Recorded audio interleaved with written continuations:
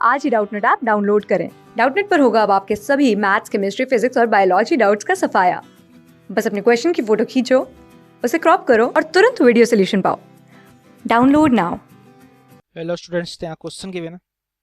Question में कहा जा रहा है कि रिजल्टेंट रेसिस्टेंस जो है आपका एन वायर है और each of the resistance r ohm है इज आर। ठीक है, मतलब कि एन वायर का रेसिस्टेंस, जिनका सबका रेसिस्टेंस आर है, स्मॉल आर है, उन सबका जो रिजल्टेंट आ रहा है वो हमारा आर आ रहा है जब वो पैरेलल कनेक्टेड है तब। अब कहा जा रहा है कि उसी रेसिस्टेंस को अगर आप सीरीज में कनेक्ट कर दो तो आपका रिजल्टेंट रेसिस्टेंस का वैल्यू क्या होगा। ठीक है, तो सबसे पहले मैं केस 1 बना करके आपको बताऊं तो केस 1 में आपका दे रखा है कि आपका एन नंबर ऑफ वायर है।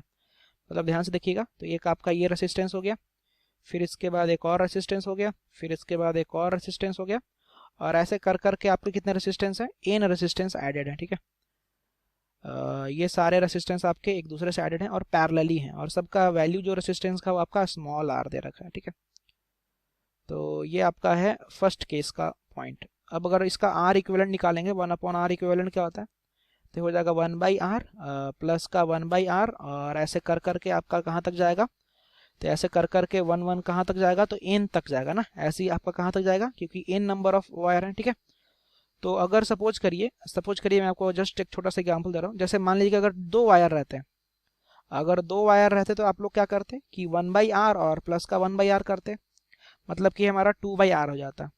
ऐसे ही यहाँ पे एन वायर है, तो एन वायर का क्या हो जाएगा, तो हो जाएगा R equivalent equal to n by R के बराबर आ जाएगा। ठीक है, स्मॉल आर है यहाँ पे। ठीक है, तो ये हमारा स्मॉल आर है, तो ये आ गया।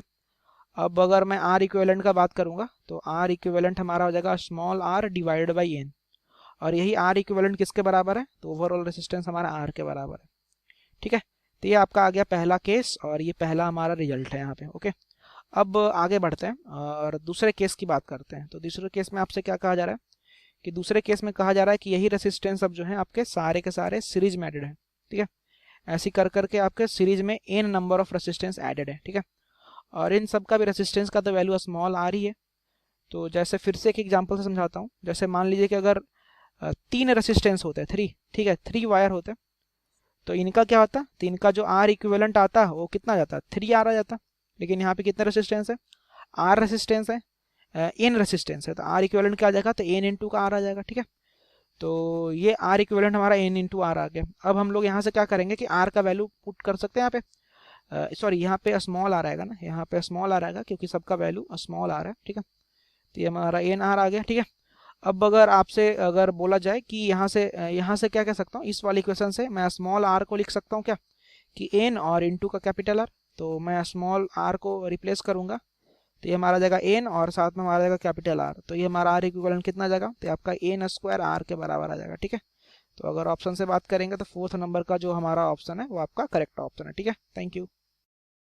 क्लास 6 से 12 से लेके नीट, IIT, जेईई मेंस और एडवांस के लेवल तक 10 मिलियन से ज्यादा स्टूडेंट्स का भरोसा। आज ही डाउनलोड करें डाउटनेट ऐप या व्हाट्सएप कीजिए अपने डाउट्स 8400 400 400 पर।